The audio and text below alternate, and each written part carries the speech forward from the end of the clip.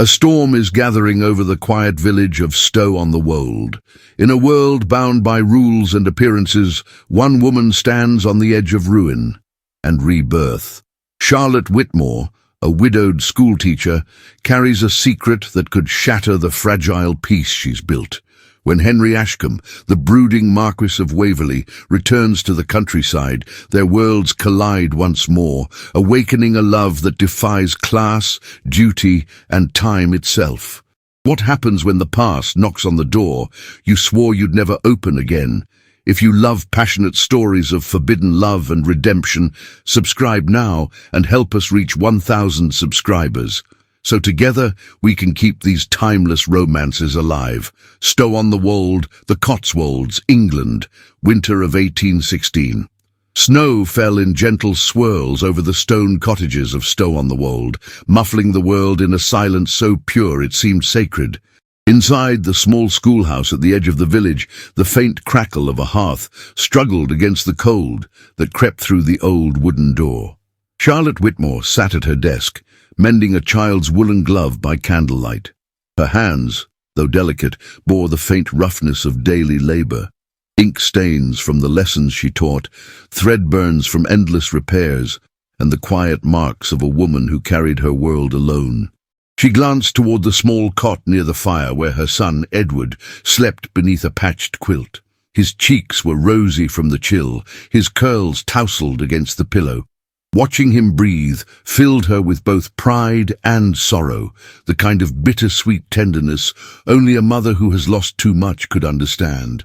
Outside, the bells of the parish church chimed softly, echoing across the valley. Charlotte paused her stitching and looked toward the window, where frost had drawn delicate lace patterns upon the glass.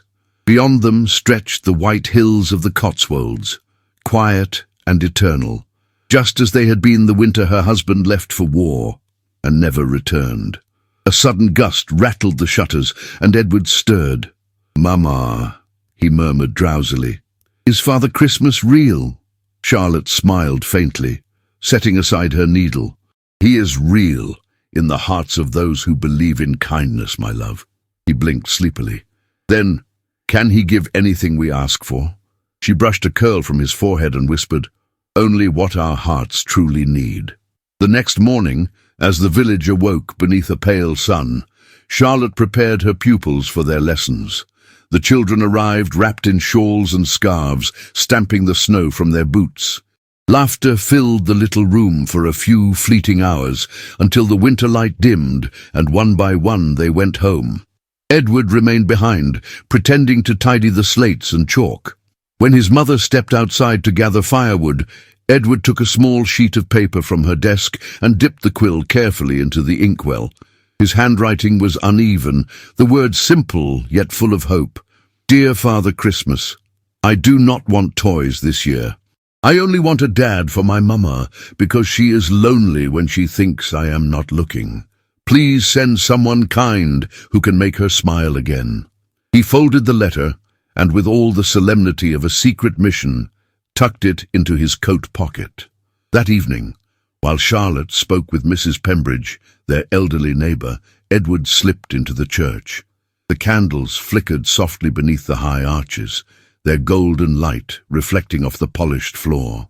He knelt before the altar, placed the letter between two hymn books, and whispered, "Please find her, Father Christmas. She's the best mama in the world." When he returned home, Charlotte was finishing supper. She greeted him with a tired smile, unaware of the magic her son had just set in motion. "Did you help Mrs. Pembridge, darling?" "Yes," he said quickly, hiding his cold hands behind his back. "She told me the stars listen better in winter." Charlotte chuckled softly, pressing a kiss to his forehead. "Then perhaps tonight we'll both make a wish." Later that night, as the snow thickened and the wind hummed softly through the eaves, the parish vicar gathered donations and mail to send toward the surrounding estates. Among the letters destined for noble households was Edward's, unnoticed, small, yet destined to travel far beyond what either mother or son could imagine. Miles away in the great house of Waverley Manor, a fire burned low in a vast hearth, casting long shadows upon the marble floor. A man sat alone at his desk, his expression solemn, his eyes hollow from years of grief. The silence of the manor was nearly unbearable. Even the ticking of the clock seemed like an intrusion. Henry Ashcombe, Marquis of Waverley, reached absently for the next envelope on the pile of letters before him. He tore it open, expecting another matter of estate or charity, but instead found uneven handwriting, smudged with a child's ink. The first line caught his breath. "Dear Father Christmas, I only want a dad for my mama." The words blurred before his eyes. He sat back, stunned, the letter trembling in his hand. For the first time in years, the sound of his own heartbeat filled the silence. The snow outside pressed against the windows, glimmering in the faint light, and something fragile, something long buried, stirred deep within his chest. Henry looked toward the window, where the world was covered in white, pure and endless. "A father for Christmas," he whispered to himself, his voice breaking with emotion he did not fully understand. And as the last candle flickered out, the Marquis remained still, the letter clutched in his hand, unaware that a child's innocent wish had just set his lonely heart in motion. The morning broke pale and still, a thin mist stretching across the frozen fields like a silken veil. In the vast solitude of Waverley Manor, Henry Ashcombe, the Marquis of Waverley, sat before the same letter he had read through the night. Its creased edges caught the weak winter light filtering through the tall windows, and though the ink had begun to fade where his fingers had lingered, the words seemed as vivid as when he first saw them. "I only want a dad for my mama." The words had taken root inside him like a spark in ashes long cold. They whispered to him in every quiet corner of the house, through the corridors lined with portraits, through the echo of boots on stone floors, through the sigh of the wind that pressed against the leaded glass. Henry rose from his chair slowly. He was tall, with broad shoulders that once carried pride easily, but now bore only silence. His dark hair, just beginning to silver at the temples, framed a face handsome yet shadowed by years of regret. He had the kind of beauty that came not from youth, but from depth, like a storm contained behind calm eyes. He crossed to the window, gazing out at the snow-covered gardens that had once been his wife's pride. She had loved winter roses, pale and defiant against the frost. Now the rosebeds were buried beneath ice, and no one dared touch them. Henry's gloved hand rested against the glass, as if he could touch the past. When his steward, Mr. Alcott, entered quietly, Henry did not turn. "The donations for the parish school are ready to be sent, my lord," the man said. "Blankets, coal and books for the children." Henry nodded absently. "The school in Stow-on-the-Wold, is it?" "Yes, my lord. The vicar mentioned a fine young widow who teaches there, Mrs. Whitmore, I believe." That name, Whitmore, stirred something faintly familiar, though he could not say why. "And the letter," Henry said softly, "the one that came among the donations. It was meant for the church?" Mr. Alcott hesitated. "Most likely. A child's fancy, I assume." Henry turned at last, his gaze distant but resolute. "I will deliver it myself." The steward blinked, startled. "Your lordship, surely one of us could—" "I will deliver it," Henry repeated, his voice quiet but absolute. "Have the carriage prepared by noon." When the door closed behind Alcott, Henry looked once more at the letter upon his desk. A strange tenderness filled his chest, an ache that was not grief, not exactly, but the ghost of something long denied. He folded the paper with care and slipped it into his coat pocket, unaware that this single impulse would change the rhythm of his entire life. The journey to the village took less than an hour. The snow had ceased, but a chill fog hovered over the fields. As the carriage rolled through narrow lanes bordered by dry stone walls, Henry watched the world of the Cotswolds unfold, modest cottages with smoke rising from chimneys, children's laughter echoing faintly through the air, a flock of sheep grazing near a frozen stream. Everything felt smaller, gentler, and somehow untouched by the world beyond. When he arrived at the small schoolhouse, the scene before him seemed carved from memory itself. The modest building stood near the churchyard, its stone walls golden even beneath the grey sky. A row of children, their cheeks red from the cold, filed out through the wooden door. Among them was a boy whose hair curled softly at his temples, his eyes bright and curious. And there, standing at the threshold, was the woman the steward had spoken of, Charlotte Whitmore. She was not at all what Henry expected. Dressed in a simple wool gown of deep blue, her posture carried quiet grace rather than pride. Her hair, chestnut brown with a hint of gold where the light touched it, was pinned neatly but not rigidly. A few curls escaped, softening her face. Her hands were bare despite the cold, ink smudged on her fingers, the unmistakable mark of a teacher. She bent to speak gently to a little girl whose bonnet had slipped, her voice warm and soothing. For a moment, Henry forgot why he had come. When Charlotte looked up and saw the carriage, her expression shifted to one of cautious surprise. It was not often that noblemen visited the schoolhouse. She wiped her hands on her shawl and stepped forward. "Good afternoon, sir. How may I assist you?" Henry removed his hat, his breath visible in the cold air. "Good afternoon. I am Henry Ashcombe, Marquis of Waverley. I came to deliver a letter that found its way to my estate by mistake." Charlotte blinked, startled by his presence and his formality. "A letter, my lord." He nodded, searching her face, though he could not yet tell why he wanted to linger there. "It was among a bundle sent from the parish. I thought it best to return it in person." "Thank you," she said politely, her tone restrained. "The vicar must have misplaced it." Her gaze drifted briefly to the children still watching from behind her, curiosity sparkling in their eyes. "Would you care to come in, my lord? It is cold out here."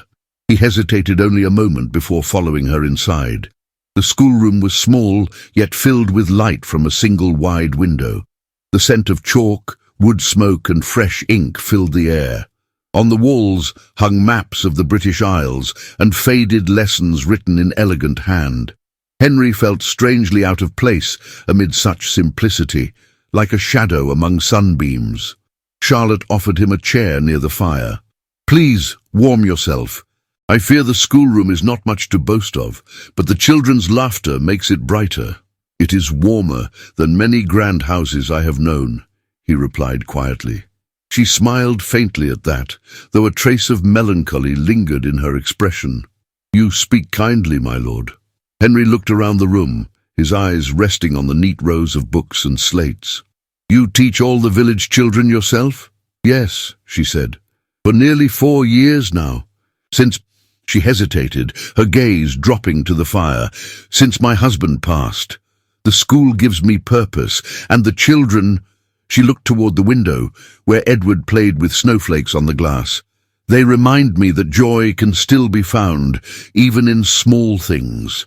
Something in her tone stirred Henry deeply. Her voice carried the quiet dignity of a woman who had suffered, yet refused to crumble. He nodded slowly. "You have courage, Mrs. Whitmore." "I have necessity, my lord," she answered softly, meeting his eyes. "Courage is merely what remains when everything else has been taken." Their gazes held for a moment longer than courtesy allowed. The air between them shifted, charged with an intimacy neither intended. Charlotte looked away first, busying herself with a stack of exercise books. Henry stood, unable to remain still. "If there is anything your school requires, repairs, supplies, coal for the winter, please inform my steward. I would be honored to assist." Her hand stilled on the table. "That is generous, my lord, but we manage. The villagers give what they can." "I insist," he said gently, his voice lowering. "It would ease my conscience." Charlotte studied him then, as though trying to see past the title, past the perfect tailoring of his coat. "Very well," she said at last, "but only if your gift is for the children, not for me." He bowed his head slightly. "For the children," he promised. When he turned to leave, Edward ran up to him holding a small wooden horse. "My lord, look! I made it myself!" Henry knelt instinctively, taking the toy with care. "You carved this?" The boy nodded proudly. "Mama taught me to use the small knife. I make toys for the younger ones." Henry smiled, a rare, unguarded smile that softened the lines of his face. "You have skill, young man. Keep carving, and one day your toys will bring joy far beyond this village." Charlotte watched the exchange in silence, her throat tightening. Something about the Marquis's kindness to her son moved her in ways she could not explain. When Henry finally stepped outside, the world was fading into twilight. The church bells tolled softly through the mist, and smoke curled from the chimneys. Charlotte stood at the doorway, watching as his carriage disappeared down the lane. That night, long after Edward had fallen asleep, Charlotte sat by the window of her small cottage, the firelight painting her face in gold and shadow. She tried to read, but her thoughts drifted to the stranger who had appeared without warning. There had been something in his eyes, loneliness perhaps, or longing, a reflection of her own heart. Across the valley, in the great silent halls of Waverley Manor, Henry removed his gloves and placed the letter on his desk once more. The child's words no longer seemed distant or naive. They carried weight, meaning, consequence. He could still hear Charlotte's voice, soft and steady, echoing in his mind. He poured a measure of brandy and stared into the fire, but warmth eluded him. "Courage," he murmured to himself. "What remains when everything else has been taken?" But the wind sighed against the windows like a living thing, and Henry felt, for the first time in years, that perhaps his heart, so long imprisoned behind walls of duty and grief, had begun to stir.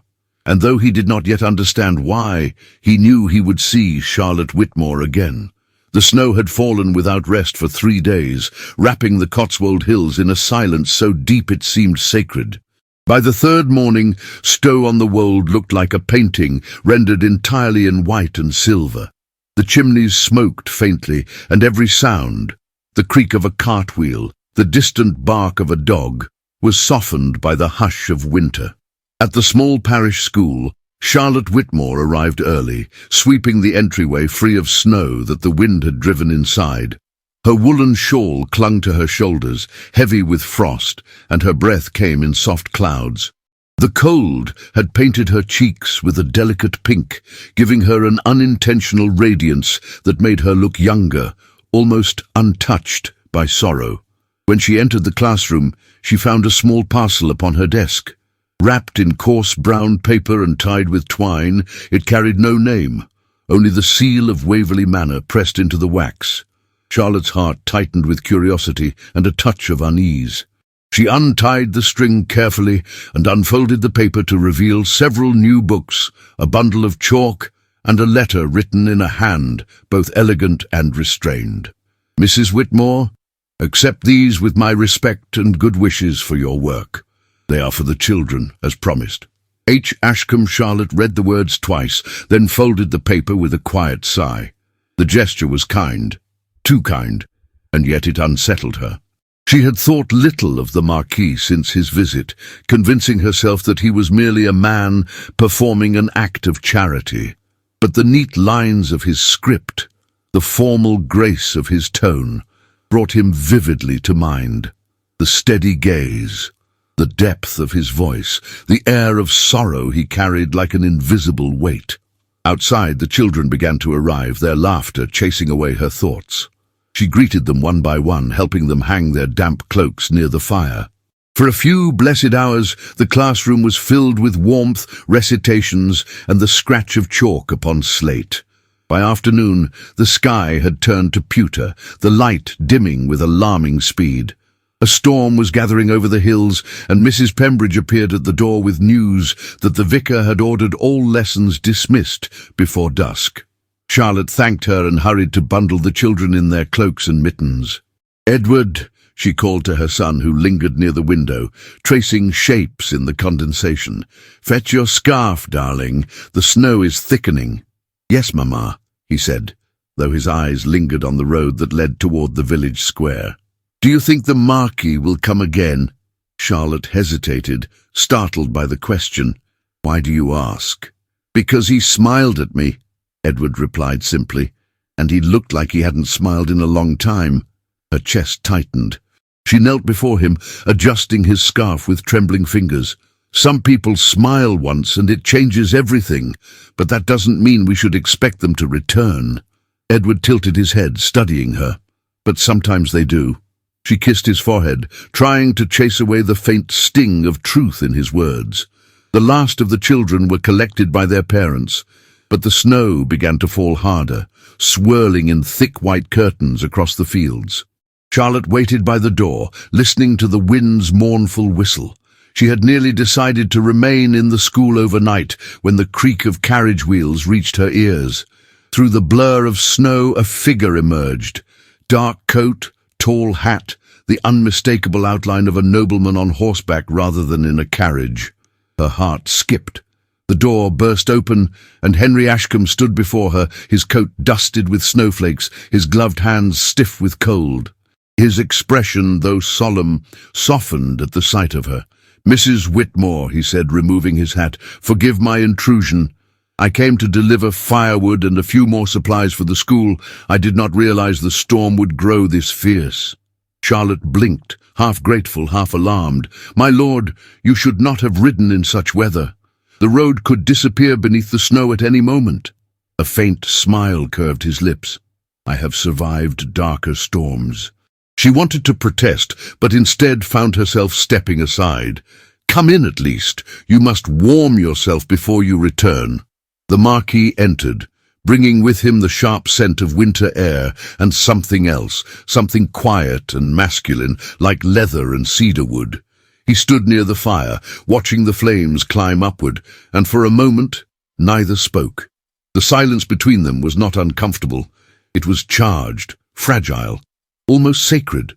Charlotte busied herself pouring tea, though her hands trembled slightly. "You are too generous, my lord. The books, the firewood, none of it was necessary." He turned toward her, his voice low. "Perhaps not necessary, but right. You give these children what no wealth could ever buy." She met his gaze and found it impossible to look away. His eyes, grey as the winter sky, held something both haunting and human. "You speak kindly, but I am only doing my duty." Henry stepped closer, the firelight flickering across his face. "You call it duty. I call it grace." Her breath caught, and for a heartbeat, the air between them seemed to shimmer. She turned away quickly, pretending to tidy the desk. "You mustn't say such things, my lord. The village is small. People talk. Let them," he said softly. "I have been judged for years by a world that knows nothing of truth." Charlotte froze at the quiet pain in his words. She looked at him, her expression softening. "Forgive me. I did not mean—" He shook his head. "No apology. Only honesty." Thunder rolled distantly, muffled by snow. Henry glanced toward the window, then back at her. "It seems the storm will not ease soon. I would be safer waiting until it passes." Charlotte nodded, though her pulse quickened. "Of course. You may remain here by the fire. The wind can be cruel this time of year." As evening fell, the world outside vanished into white. The small schoolhouse became an island of warmth in an ocean of storm. Charlotte brewed more tea while Edward, delighted by the unexpected guest, sat near the hearth carving a small wooden toy. Henry watched them both with quiet fascination. He had forgotten what such domestic peace looked like, the gentle rhythm of a mother's movements, the glow of lamplight on simple furniture, the scent of bread and pine. A longing bloomed inside him, one he did not wish to name. When Edward fell asleep upon a pile of blankets, Charlotte drew the shawl tighter around him and turned to Henry with a faint smile. "He'll sleep through anything, that boy. Even thunder." "He reminds me of my daughter," Henry said softly, his gaze distant. "She was not much older when—" He stopped himself, the sentence dissolving into silence. Charlotte's heart ached at the rawness in his voice. "I'm sorry, my lord. I should not have kept you here among reminders." "You keep me among the living," he replied. The words struck her deeply. She looked at him then, truly looked, at the weary lines of his face, the shadows beneath his eyes, the man behind the title. "You carry great sorrow, my lord." He gave a quiet, humorless laugh. "Sorrow has been my only companion for years. I had forgotten how to speak without it." Charlotte's voice dropped to a whisper. "And yet you came through the snow." Henry's eyes found hers again, the firelight reflecting in their depths. "Perhaps I was searching for something I could not name." The air between them grew still, thick with feeling. Charlotte's hand brushed the edge of the table, her knuckles pale.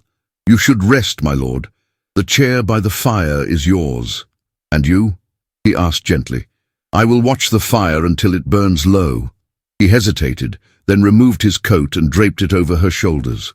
The gesture was instinctive, protective, filled with quiet tenderness. Their eyes met once more, and neither moved.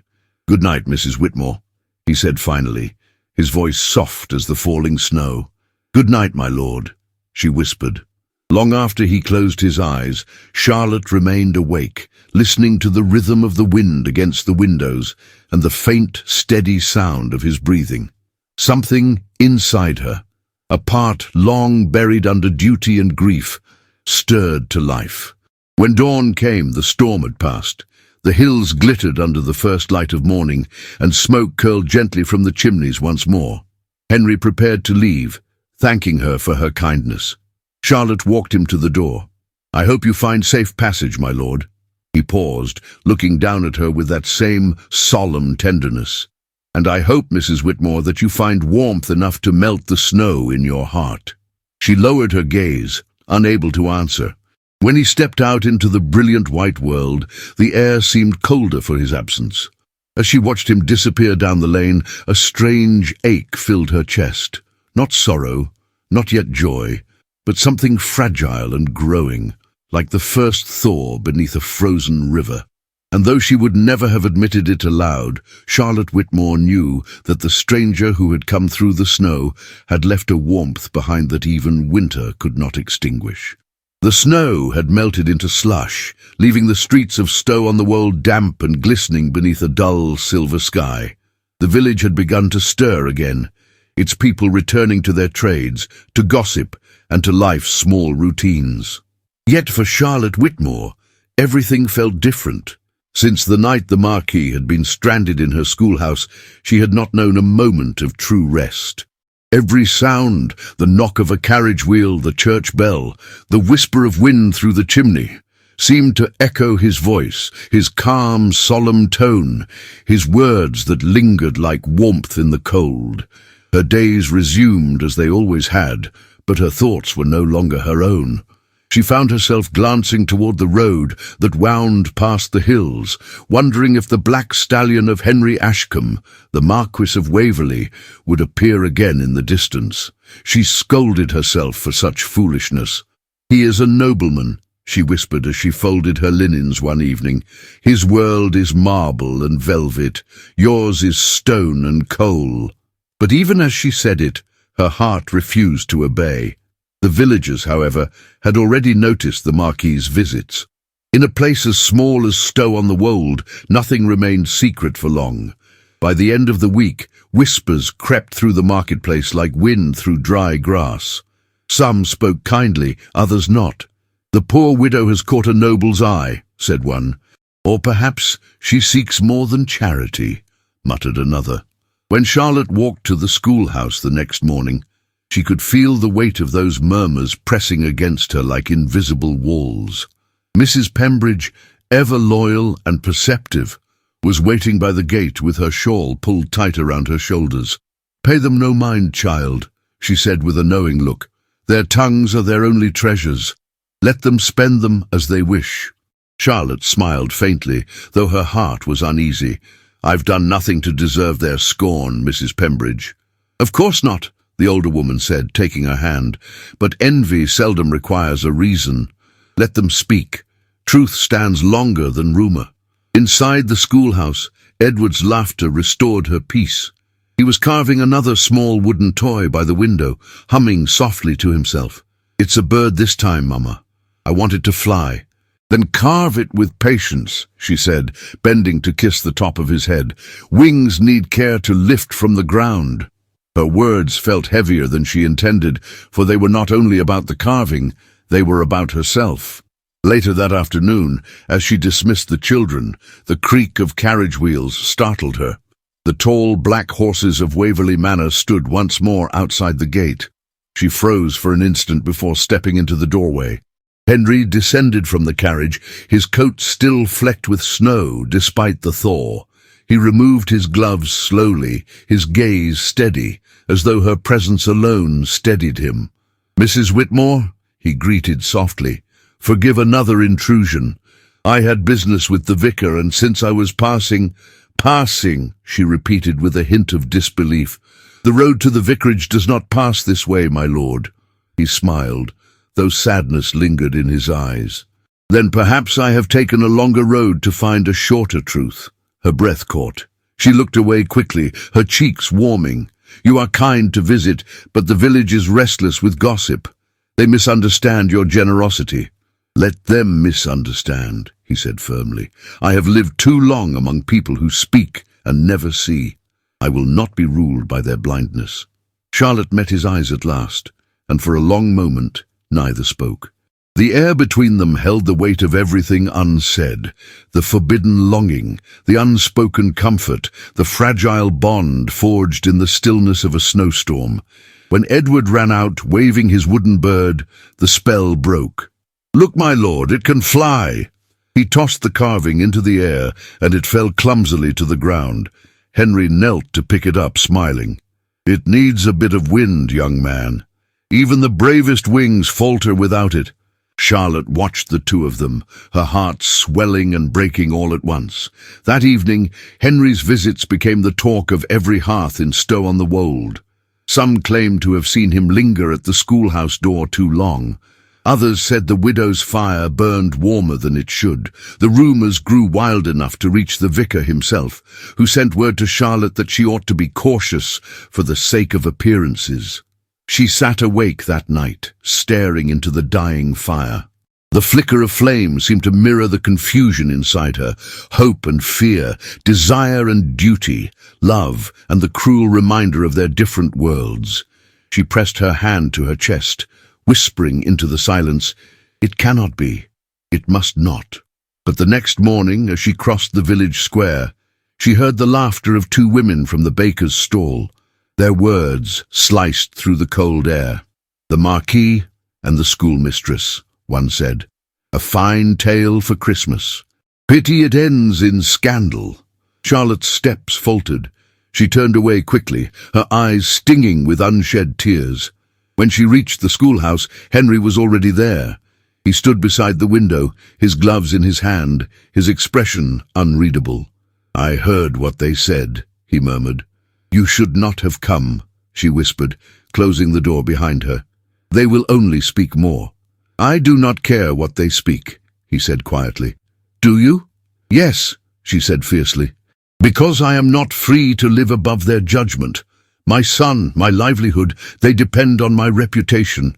If I am ruined by whispers, what becomes of us?"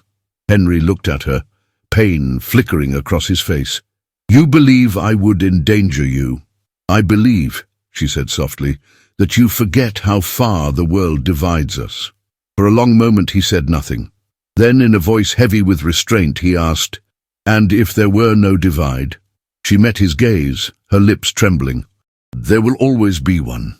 He took a step closer, his eyes burning with a quiet intensity. "Then let me stand on your side of it." Her heart pounded, but she turned away. "Please go, my lord. For both our sakes." He lingered a moment longer, as though hoping she would call him back. But when she did not, he bowed his head slightly and left, his footsteps fading into the distance. That night, Charlotte tried to find comfort in her usual routines, but the house felt emptier than ever. The sound of Edward's gentle breathing from the next room only deepened her ache. She sat by the window, watching the moonlight spill over the snow-covered fields, and whispered into the darkness, "Why must the heart see where the eyes cannot go?" Meanwhile, at Waverley Manor, Henry stood in his study, staring at the fire that refused to warm him. The letter from his brother-in-law lay open on the desk, a cruel reminder of the expectations of his rank. "You are a marquis, not a common farmer to chase schoolteachers through the mud. Have you no sense of honor left?" He crushed the letter in his fist and turned toward the window. Outside, the grounds were still, the fountains frozen in time. For years he had lived among ghosts, refusing to open his heart. Now, when it stirred again, the world condemned him for it. When dawn came, the frost glittered across the manor gardens like a sea of glass. Henry had not slept. He dressed quickly and rode into the morning mist, the cold air cutting his face like truth itself. He did not know where he was going until he reached the small road that wound toward the village. From the top of the hill, he could see the schoolhouse roof, glinting faintly beneath the pale sun. Smoke rose from its chimney, and through the window he glimpsed Charlotte's silhouette, bent over her desk, graceful and solitary. He sat there for a long time, unable to move. Her world was small, but it was real, full of warmth and purpose. His was vast but hollow, and though he longed to bridge the distance, he knew the cost would fall upon her shoulders, not his. As he turned his horse to leave, a sound caught his ear, a faint cry carried by the wind. He looked down and saw a small figure struggling through the snow. It was Edward, clutching his wooden bird against his chest, his face pale with cold. "Edward!" Henry called, galloping down the slope. The boy stumbled, falling to his knees, but the Marquis reached him just in time, lifting him into his arms. "What are you doing out here, lad?" he asked gently. "I wanted to find you," Edward whispered weakly. "Mama's sad again." Henry's throat tightened. "You mustn't run into the snow alone. You'll freeze." "I just wanted to make her smile," the boy murmured, before closing his eyes in exhaustion. Henry carried him back toward the village, his coat wrapped around the boy's trembling form. When he reached the schoolhouse door, Charlotte burst outside, her face ashen. "Edward!" she cried, her voice breaking as she took her son into her arms. "Oh, my darling, what were you thinking?" Henry stood silently, his heart pounding with relief and guilt. "He's safe now," he said softly. "He only wished to see me." Charlotte looked up at him, tears glistening on her lashes. "He could have died in the cold." "I would never let harm come to him," Henry said, his voice raw. "To either of you." For a moment, time stopped. The snow fell again, soft and relentless, wrapping the three of them in silence. Charlotte held her son close, her eyes meeting Henry's with a mixture of gratitude and confusion. There was anger there too, but beneath it something deeper, something that neither could deny. "Go inside," he said gently. "He needs warmth." Charlotte nodded, clutching Edward tightly. "Thank you, my lord." As she turned away, Henry's voice broke through the still air. "Mrs. Whitmore," he said, his tone quiet but full of meaning. "Whatever they may say, I would face it all again for this moment, for knowing you and your son are safe." Charlotte's breath caught, but she did not look back. She stepped inside, closing the door softly behind her, leaving him standing in the falling snow. Henry watched the faint glow of lamplight through the window, his heart heavy and full all at once. He knew the world would condemn him for caring too deeply, yet for the first time he did not care. In the stillness of that winter evening, amid the hush of snow and the distant toll of church bells, two hearts beat on either side of a wall the world had built between them, hearing, if not yet touching, the echo of something neither dared to name. The snow had retreated, leaving the fields dark and glistening under a pale sky. Winter in the Cotswolds was beginning to loosen its grip, though the air still carried a bite sharp enough to sting the cheeks. The village stirred cautiously toward spring, but for Charlotte Whitmore, the season felt suspended between hope and heartbreak. Since the night Henry Ashcombe had carried Edward back from the storm, her heart had been in turmoil. The villagers' whispers had grown louder, the vicar's visits more pointed, and even her pupils' parents had begun to hesitate at her door. Yet in the quiet of her small home, when the lamp burned low and her son slept soundly, she could not banish the memory of the Marquis's voice, steady, low, trembling with sincerity, as he said, "I would face it all again, for knowing you are safe." Those words haunted her far more than the gossip of the village. One morning, as she swept the front step of the schoolhouse, the distant rumble of carriage wheels echoed down the lane. She looked up, her heart quickening despite herself. The crest of Waverley Manor gleamed faintly on the side of the coach. Henry stepped out before the horses had even come to a full stop. He was dressed simply, without the trappings of his title, no velvet waistcoat, no polished boots meant for show, only a dark greatcoat, a grey cravat, and a look of quiet resolve. Charlotte's breath caught. "My lord," she began cautiously, "this is not wise. People are still talking." "Then let them," he said, his tone firm but gentle. "I am not here for them." She lowered her eyes, unable to trust her voice. "What is it you wish of me?" He hesitated, as though searching for words that would not break something fragile between them. A chance to speak, somewhere beyond the reach of 1,000 watchful eyes. Charlotte wanted to refuse, but something in his gaze, tired yet steady, wounded yet kind, undid her defenses. She nodded faintly. "After lessons," she said. At dusk, when evening came, she found him waiting near the stone bridge beyond the village, where the river whispered beneath its thin layer of ice. The light was fading, turning the sky a soft violet. Henry bowed slightly when she approached. "Thank you for coming." She clasped her gloved hands together. "You give me little choice. Had I refused, you might have stood here all night." "Perhaps I would have," he admitted. "It would not be the first night I've spent waiting for something that felt impossible." Her lips curved faintly despite herself. "And what impossibility brings you here now, my lord?" "You," he said simply. The word fell between them like a stone dropped into still water, sending ripples that neither dared disturb. Charlotte turned away, her breath unsteady. "You cannot say such things. You know what your words would cost." "I know what my silence already has," he replied. "You have lived with whispers and judgment all your life, Mrs. Whitmore. So have I. But what they call scandal, I call salvation." She faced him then, the fading light catching in her eyes. "You cannot mean that. A marquise and a village teacher. Our worlds do not touch without consequence." Henry stepped closer, his voice lowering until it was barely more than a whisper. "And yet they have, and I cannot pretend they have not." She felt her pulse quicken, her composure slipping. "Why must you say these things?" "Because they are true," he said, "and I am weary of falsehoods." The river's soft murmur filled the silence that followed. Charlotte's resolve trembled like the fragile ice beneath their feet. "You pity me, my lord. That is all this is." "Pity," he repeated, his eyes darkening. "Is that what you saw in me that night by the fire? Was it pity, when I could barely breathe in your presence, when I dared not touch your hand for fear I might never let go?" Her throat tightened. "You speak of feelings that cannot exist. Then why are you trembling?" he asked softly. Charlotte drew back a step, her voice barely steady. "Because I am cold, my lord." Henry smiled faintly, sorrow shadowing his expression. "Then let me warm you, if only for a moment, with the truth."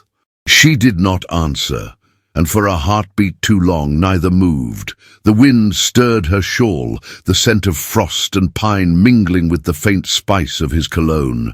Their eyes met, hers full of fear and longing, his of restraint and pain. At last she found her voice again. "This cannot go on. You must let this end before it becomes our ruin." He bowed his head slightly. "If that is your wish." "It must be," she said, though her voice faltered. He looked at her then, with a tenderness that undid her entirely. "Then I will obey your wish, but know this, whatever wall you place between us, it will not make me forget." Charlotte turned away before her tears betrayed her. "Good night, my lord." She walked quickly toward the village, her steps uneven on the frozen path. Behind her, Henry remained still, his figure outlined against the dim sky, a solitary shadow in the gathering dusk. That night, Charlotte could not sleep. The house was too quiet, the air too still. She sat by the fire, her shawl wrapped tightly around her shoulders, staring at the faint glow of embers. The memory of Henry's words burned brighter than the flames. Outside, the snow began to fall again, light and steady, as though winter itself refused to leave. The next day brought unexpected news. Mrs. Pembridge arrived early, her cheeks flushed from the cold, and from gossip she could hardly contain. "The Marquis has fallen ill, dear," she said, lowering her voice. "They say he caught the chill after riding through the storm last night." Charlotte's heart stilled. "Ill? How ill?" Mrs. Pembridge shrugged, adjusting her shawl. "Bad enough that his steward sent for a physician from Gloucester. It seems the man's pride is weaker than his lungs." Charlotte forced a faint smile, though her hands trembled as she poured tea. "I am sure he will recover. He is strong." But her thoughts betrayed her calm. She could see him as he had stood by the river, coat dusted with snow, breath misting in the cold, eyes filled with unspoken things. She told herself it was foolish to worry, yet as the hours passed, her chest tightened with an ache she could not name. By evening the storm had grown fierce again, the wind howling around her cottage. Charlotte paced before the fire, restless and consumed by dread. She tried to sew, to read, to pray, but nothing calmed her. At last she wrapped herself in her cloak and stepped outside. The snow fell thick and fast, and the road to Waverley Manor was treacherous, yet she walked it as though drawn by something stronger than reason. Each gust of wind tore at her bonnet. Each step sent icy water seeping through her boots, but still she pressed on, her heart pounding in her throat. When she reached the manor gates, her courage nearly failed her. The grand house loomed in the distance, its windows glowing faintly through the storm. The air was heavy with silence, the kind that belongs to places that have seen too much sorrow. A servant opened the door before she could knock. He looked startled, but did not turn her away. "The Marquis is in the library," he said softly. "He has not taken rest, though the physician begged him to." Charlotte hesitated only a moment before crossing the threshold. The warmth of the house hit her like a wave, the scent of oak and smoke filling her senses. The corridor stretched ahead, lit by flickering lamps. Her heart thundered as she approached the library. Henry stood by the fire, his coat discarded, a blanket draped loosely over his shoulders. His skin was pale, his breath shallow, but his eyes, those grey eyes that had haunted her dreams, lifted toward her with astonishment and something like relief. "Mrs. Whitmore," he said hoarsely, "you should not be here." "I heard you were unwell," she said, stepping closer despite her trembling. "I had to see for myself." He gave a weary smile. "Then you have risked your safety for a foolish man." "Not foolish," she said softly, "only too proud to let anyone care for him." Their gazes locked. The fire crackled softly, the only witness to the storm of emotion that neither could contain. Henry took a slow breath. "Why do you do this, Charlotte? You tell me to stay away, yet you come through the snow to find me." She hesitated, her voice breaking. "Because I could not bear to think of you alone." He closed his eyes for a moment, the weight of her words almost too much to bear. "Then you know," he whispered, "what I have known for weeks, that solitude no longer feels like peace. It feels like exile." Charlotte's heart ached at the truth in his voice. She took another step forward, close enough to feel the faint warmth radiating from him. Her hand lifted instinctively, brushing against his sleeve. "You must rest, my lord. Please." He caught her hand before she could pull away. His touch was gentle, reverent. "Say my name," he murmured. Her lips parted, her breath trembling. "Henry." It was the first time she had spoken it aloud, and the sound filled the room like a prayer. For a long moment they stood suspended in silence, the fire painting gold over their faces, the snow whispering against the windows. No vows were spoken, no promises made, only a look exchanged between two souls who had finally stopped pretending they were strangers. When Charlotte finally withdrew her hand, her voice was barely more than a whisper. "You must recover. The children need your kindness. Edward still speaks of you." Henry smiled faintly. "And you, Charlotte? Do you still speak of me?" She hesitated, her eyes glistening. "Only to myself," she confessed. He looked at her as if the world had narrowed to that single truth. "Then I will live," he said quietly. for that. Charlotte turned before her resolve could break entirely. As she reached the doorway, his voice followed her softly. "You have brought warmth into this house again. It has not known such light in years." She paused, her back still to him. "Then keep it burning, my lord, even if I am not here to tend it." And with that, she stepped out into the corridor, her heart heavy but alive, her soul trembling beneath the weight of a love that neither duty nor distance could extinguish. Outside, the storm raged on, yet to Charlotte the world seemed brighter, as if somewhere within that vast and silent manor, a door long closed had finally opened. The thaw came slowly to Stow-on-the-Wold, melting the last of the winter's snow into silver streams that trickled through the hedgerows. The hills regained their green, timidly at first, then with the confidence of spring's return. The village seemed to breathe again, but for Charlotte Whitmore, peace was a fragile illusion, one easily shattered by a glance, a word, a whisper. Since her visit to Waverley Manor, she had lived with an unrelenting storm inside her. The Marquis's face, his pale skin, his soft voice, his eyes that burned with longing and restraint, haunted her every thought. She told herself that her journey to his house had been an act of concern, nothing more, but her heart betrayed her with every quickened beat, every memory of the moment he had spoken her name, like a confession. Yet outside her small home, the world was less forgiving. Rumours had grown like weeds through the cobblestone streets of the village. It began innocently, one farmer telling his wife that the Marquis had fallen ill, another adding that the widow had visited him. But by the week's end, tongues wagged with cruel imagination. "The schoolmistress has captured the Marquis's fancy," some said.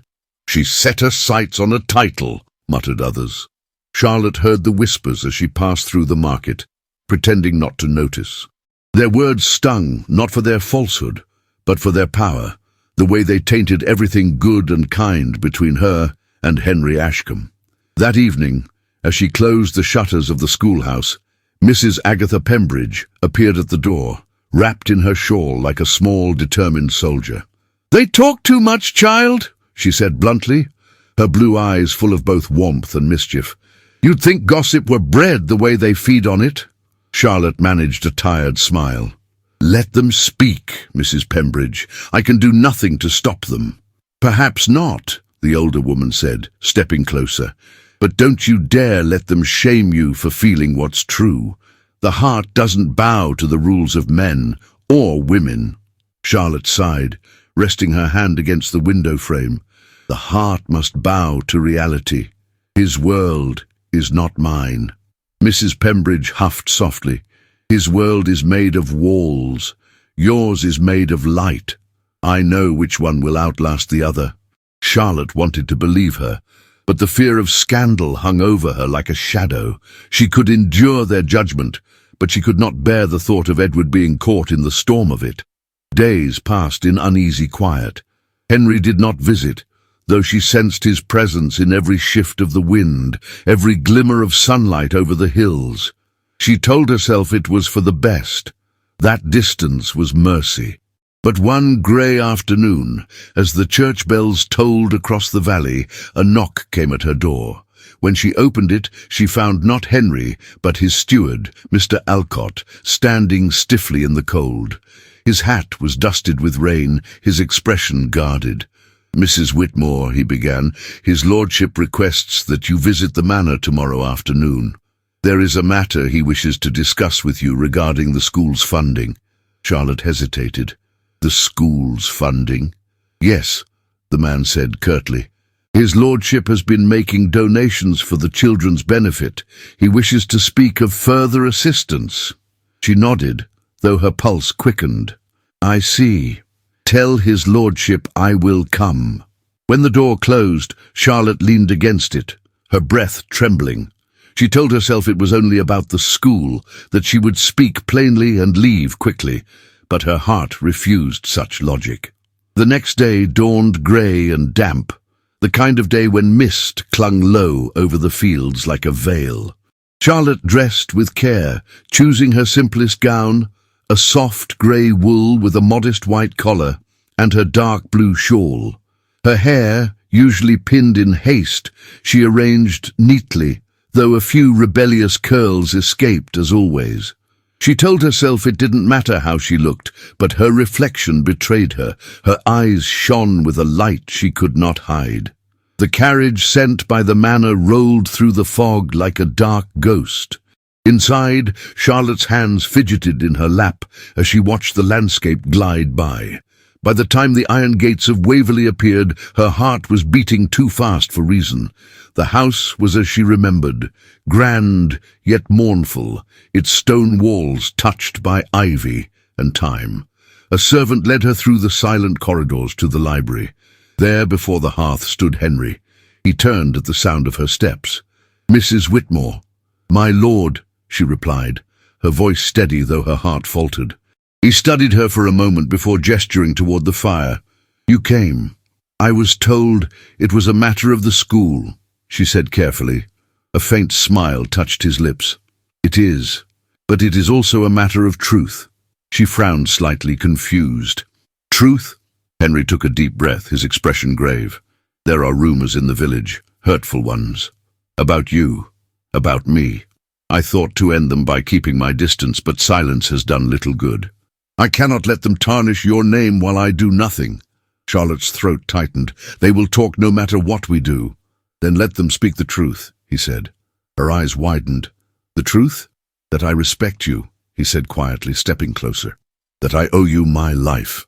That your courage has reminded me what it means to be human again." The room seemed to grow smaller, the air warmer, their voices softer. Charlotte could feel the fire's glow against her back, but the real heat came from the space between them. "My lord," she whispered, "such words will only feed the fire." "Then let it burn," he murmured. Charlotte shook her head, her composure slipping. "You do not understand. I cannot live beneath the weight of scandal. I have a son. I have honor," he finished for her. "As do I. And yet honor without heart is merely a prison." Their gazes locked, and the world outside the library seemed to fade. The rain against the windows, the ticking of the clock, even the crackle of the fire. There was only the pulse of something deep and dangerous between them. Finally, she found her voice. "If you wish to help me, my lord, then stop visiting. Let this end before it consumes us both." He looked at her for a long moment, the muscles of his jaw tightening. "If that is truly what you wish, say it plainly, and I will obey." Charlotte hesitated, her lips parting but no words coming. The truth trembled on her tongue, but she could not bring herself to speak it. Henry saw the conflict in her eyes and stepped back, his expression softening. "Very well," he said quietly. "I will grant you your peace, if peace is what you seek. But I must ask one thing." She swallowed hard. "What is it?" He reached into his coat and drew out a small, delicate object, a child's wooden bird freshly repaired. Its wings, once broken, now moved with care. "Your son dropped this when I found him in the snow," Henry said. "I kept it, foolishly perhaps, as a reminder of that night, but it belongs to him." Charlotte took the bird in her trembling hands. Her voice was barely a whisper. "You mended it." "I did what I could," he said softly. "I could not bear to see something so innocent remain broken." She looked up at him, her eyes glistening. "You have a kind heart, my lord." He smiled faintly, though his eyes betrayed pain. "It has been dormant a long time. You woke it, Mrs. Whitmore. Whatever the world may say, that will remain the truth I live by." Charlotte wanted to reply, to thank him, to tell him what she could not bear to feel, but the sound of footsteps interrupted them. Mr. Alcott entered, his face pinched with disapproval. "My lord," he said stiffly, "forgive me, but there are matters that require your attention. Urgent estate business." Henry inclined his head without taking his eyes off Charlotte. "Very well." Charlotte took the cue to step back. "I should go," she murmured. He bowed slightly. "Allow me to escort you to the carriage." As they walked down the corridor, neither spoke. The distance between them felt like a fragile thread pulled taut, ready to break with one wrong word. At the door, Charlotte turned to him, her voice barely audible. "Goodbye, my lord." Henry's hand lingered on the doorframe. "Until we meet again, Mrs. Whitmore." When she stepped into the carriage, rain began to fall, soft at first, then steady, tapping against the glass like unspoken words.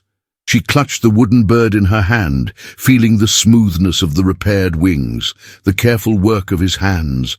As the manor disappeared behind her, Charlotte closed her eyes. The scent of him, the sound of his voice, the memory of his gaze, they lingered like the echo of a song unfinished. Back in the village, the church bell tolled for evening prayers, calling the faithful to kneel. But for Charlotte Whitmore, prayer had taken a new shape. It was no longer spoken in words, but felt in the quiet ache of her heart. A longing that would not fade, a hope that refused to die, and a love that, despite the shadows and whispers, burned with the fragile, unstoppable light of truth. The days lengthened, and the first buds of spring pushed timidly through the frost. The air carried the faintest promise of warmth, yet within Charlotte Whitmore winter lingered. The weeks since her last visit to Waverley Manor had passed in uneasy quiet, each one colder for the absence of Henry Ashcombe. She told herself she had done what was right. That distance was the only shield against ruin, but at night, when the house grew still, her conscience whispered otherwise. In the schoolhouse, she buried herself in her work. Lessons filled her days, the laughter of children echoing off the old stone walls, yet even that sound, once her greatest comfort, could not silence the memory of Henry's voice, or the way he had looked at her that last afternoon, his expression filled with something perilously close to love. She carried that image with her, tucked away like a letter she dared not read again. Still, life in Stow-on-the-Wold moved forward. The villagers, though distracted by new gossip, had not forgotten the widow and the Marquis. When Charlotte walked to the market, their eyes followed. When she greeted them, their smiles faltered. It was as though she lived behind an invisible glass, seen, but no longer trusted. One morning, as she dismissed her pupils, Mrs. Pembridge arrived with a basket of warm scones and her usual mix of affection and mischief. "The lambs are being born early this year," she said cheerfully, handing Charlotte the basket. "Perhaps the good Lord means to remind us that renewal always comes after cold." Charlotte smiled faintly. If only the heart obeyed the seasons as easily as the earth. Mrs. Pembridge fixed her with a knowing look. "Your heart never obeyed anything, my dear. That's why it's worth so much." Before Charlotte could reply, the door opened, and Edward burst in, his cheeks flushed with excitement. "Mama, there's a letter. It's from Waverley Manor." Charlotte froze. The world seemed to still around her. She took the envelope from her son's hands, her fingers trembling as she recognized the Marquis's elegant handwriting. The letter was brief, but full of quiet gravity. "Mrs. Whitmore, the estate will be hosting a small gathering for the local gentry and benefactors of the parish. Your presence would honor us, and I trust it might ease certain voices that have been unkind to you. Please do not refuse me this chance to make amends. Yours, Henry Ashcombe." Her breath caught at the simplicity of his words. There was no plea, no sentiment, only sincerity. Mrs. Pembridge, peering over her shoulder, clapped her hands. "Well, a public invitation, no less. The man has courage. I'll grant him that." Charlotte shook her head, half in disbelief. "It's improper. I cannot appear at his manor alone, surrounded by those who already judge me." "Then go with pride," Mrs. Pembridge said firmly. "Walk through their whispers like a queen through smoke. You owe no one shame for being seen by kindness." But Charlotte could not shake the unease in her chest. That night she sat by the window as the candles burned low, the letter on her lap. Outside, the moonlight fell across the fields in long, pale ribbons, the same light that must have touched Waverley Manor, where Henry dwelled alone. Against reason, she pressed the letter to her heart and whispered, "I will go." The following evening, she arrived at the manor just as twilight cloaked the valley. The grand house, lit by hundreds of candles, shimmered like something out of a dream. Carriages lined the drive, and the murmur of conversations spilled into the cool night air. Charlotte stepped down from her modest cart, her simple grey gown fluttering against the wind. Inside, the atmosphere was dazzling. Ladies in satin gowns, gentlemen in gleaming waistcoats, the scent of perfume and wine mingling with the music of a string quartet. Charlotte felt the weight of every gaze as she entered. Though she held her head high, her dignity her only armour. Henry saw her before she saw him. He stood near the grand staircase, his dark coat perfectly tailored, his cravat of ivory silk gleaming beneath the chandeliers. When their eyes met, the noise of the room seemed to fade. For a long, breathless moment, it was as if the world had paused to let them remember how it felt to belong to something unspoken. He crossed the room toward her, every step measured, yet charged with purpose. "Mrs. Whitmore," he said softly when he reached her side. "You came." "I wasn't sure I should," she admitted, her voice low. "I was sure I could not endure the evening without you," he replied, his words carrying more weight than propriety allowed. Charlotte glanced around, aware of the curious stares from nearby guests. "This is not wise, my lord. They're watching us." "Let them," he said, his eyes unwavering. "I invited them to see what honor truly looks like." She wanted to believe him, but before she could reply, a sharp voice cut through the murmurs.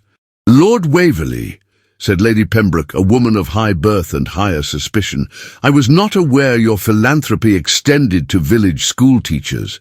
Henry turned to her, his tone polite but edged with steel. "Mrs. Whitmore's work serves the heart of this parish, my lady. Without her, half the village's children would grow in ignorance. Surely you agree that education is a noble cause?" Lady Pembroke arched a brow. "Indeed. But noble intentions often conceal less noble desires." Charlotte flushed crimson, humiliation burning through her composure. Before Henry could respond, she curtsied stiffly. "If you'll excuse me, my lord, I should not intrude further." She turned and fled the hall, her heart pounding. The corridor beyond the ballroom was dim and silent, lit only by the glow of distant sconces. She pressed a hand to her chest, struggling to breathe. Moments later, Henry appeared behind her. "Charlotte." "Don't," she said, her voice breaking. "Don't say my name here. You've done enough." He stopped a few paces away, pain flickering across his face. "I invited you so they would see your worth, so they would know you are more than their idle talk. And instead, they see a woman overreaching," she said bitterly. "They will not remember your defense, only my disgrace." Henry's expression softened, sorrow and frustration mingling in his voice.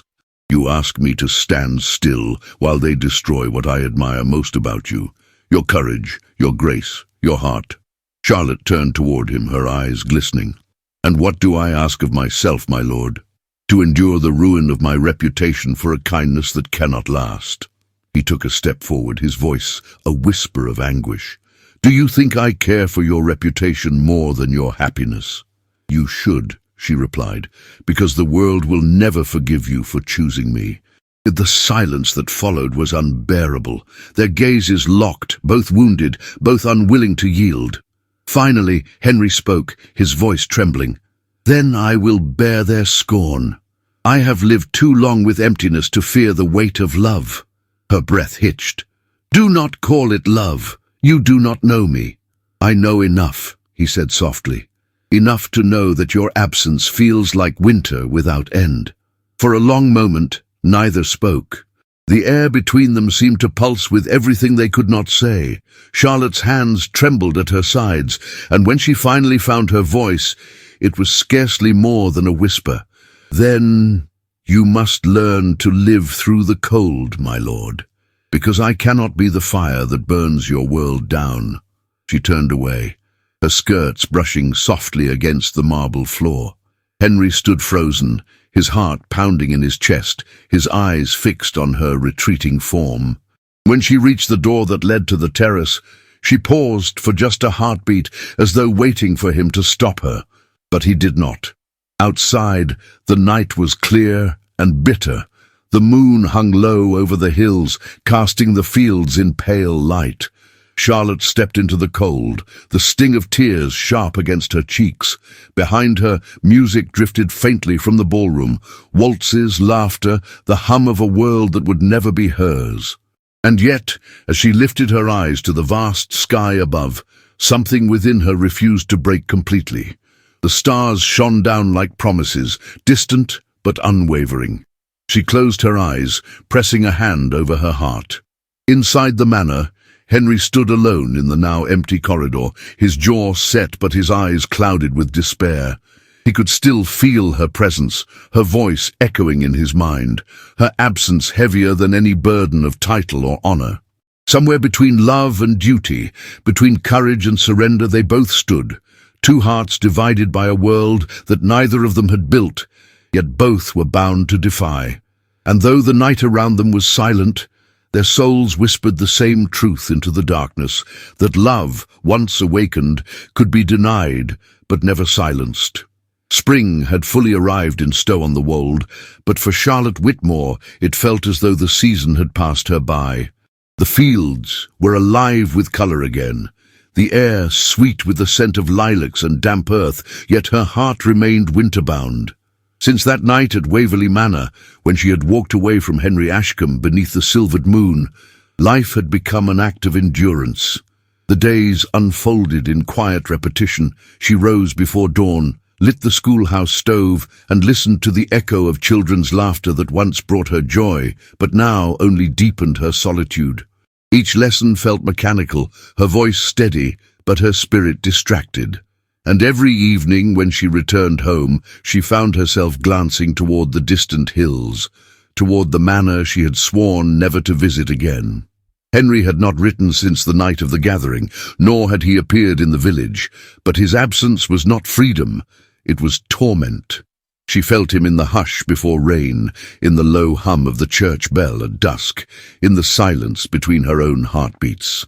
One Sunday morning, after service, she lingered longer than usual outside the small stone church. The congregation had dispersed, their chatter fading down the lane. Only Mrs. Pembridge remained, adjusting her bonnet and eyeing Charlotte with her usual sharp affection. "You've been walking through life like a ghost, child," she said matter-of-factly. "Don't think I haven't noticed." Charlotte smiled faintly. "Perhaps I've simply learned to be content with quiet." "Quiet?" Mrs. Pembridge scoffed. "That's not quiet. That's sorrow dressed in politeness." Charlotte looked down at her gloves, her voice soft. "There are worse things than sorrow." The older woman tilted her head. "And what's that?" "Hope," Charlotte whispered. "It makes a fool of you when you should know better." Mrs. Pembridge studied her for a long moment before nodding slowly. "Hope may make fools of us all, but it also keeps us from turning to stone." Before Charlotte could reply, a distant sound caught her ear, the roll of carriage wheels, unfamiliar yet oddly commanding. She turned instinctively. The sight that met her eyes made her breath falter. A black carriage bearing the Ashcombe crest stopped at the edge of the square. The door opened, and Henry himself stepped out. He looked thinner, paler, but no less striking. His dark coat fit sharply over his broad shoulders, and though his expression was calm, his eyes burned with restrained emotion. The villagers froze mid-step, their whispers blooming like weeds. Charlotte's pulse quickened. "He shouldn't have come," she murmured. Mrs. Pembridge smiled faintly. "Oh, my dear, you might as well tell the tide not to reach the shore." Henry crossed the square with slow, deliberate strides, his gaze fixed on Charlotte. When he reached her, he bowed slightly, formally, but with a softness that betrayed his heart. "Mrs. Whitmore." She inclined her head, struggling to steady her breath. "My lord, I ask your forgiveness for the intrusion," he said quietly, but I could no longer remain silent. Her eyes darted to the crowd forming around them, the butcher's wife, the postmaster, the vicar's sister, all staring with unashamed curiosity. "This is not the place for conversation, my lord," she said under her breath. "Then where is?" he asked softly. "You flee from me in halls and letters alike. I had no choice but to come where I knew you would not turn me away." Her composure faltered. You've chosen a cruel stage, my lord. Every word you speak feeds their tongues." Henry's voice was calm but full of quiet fire. "Then let them feast on truth for once." Mrs. Pembridge, sensing the rising tension, stepped forward with surprising authority. "If you must speak, do it where the walls have ears more loyal than these. My parlour is empty, and I'll see no scandal born from standing in the street." Charlotte gave a small nod of gratitude and led Henry toward the older woman's modest cottage. Once inside, Mrs. Pembridge retreated to another room, muttering something about tea and dignity.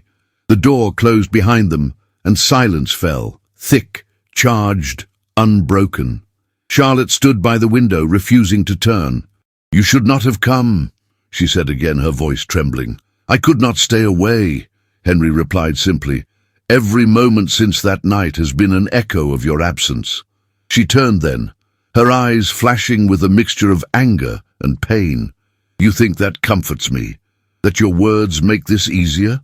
He stepped closer, his tone low but fervent. "Nothing about this is easy, Charlotte.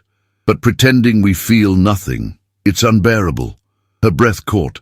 "We have no right to feel anything. You are bound to your world, and I to mine.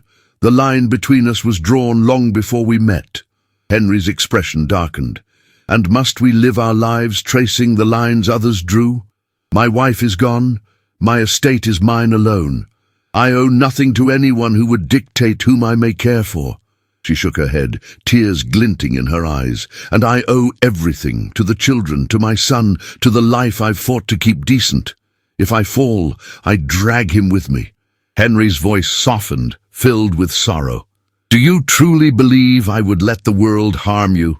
That I would stand by and watch it destroy the woman who gave me back my faith in life?" Her tears spilled then, despite her effort to contain them. "You speak as though your affection were salvation, my lord. But what happens when it becomes my curse?" He reached for her hand, stopping just short of touching it. "Then curse me if you must. But do not call this feeling false." Their eyes met, his burning with devotion, hers shimmering with conflict. For a heartbeat, neither moved. Then she turned away abruptly, pressing a hand to her temple as if to quiet the storm inside her. "You do not understand," she whispered. "I cannot breathe when you are near, and I cannot think when you are gone. You've turned my peace into longing, my duty into torment."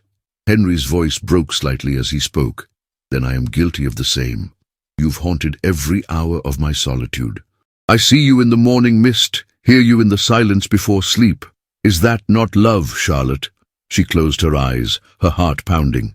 "If it is, then it is cruel." He took a step closer, lowering his voice until it trembled. Cruel, perhaps, but true. For a long, unbearable moment, the air between them shimmered with the weight of everything they could not say. Then Charlotte drew back, her composure returning in fragile fragments. "You must leave before you make matters worse, for both of us." Henry hesitated, his hands still hovering as though torn between duty and desire. "I will go," he said finally, his voice thick with restraint, "but I will not stop believing that what I feel is right." She did not answer.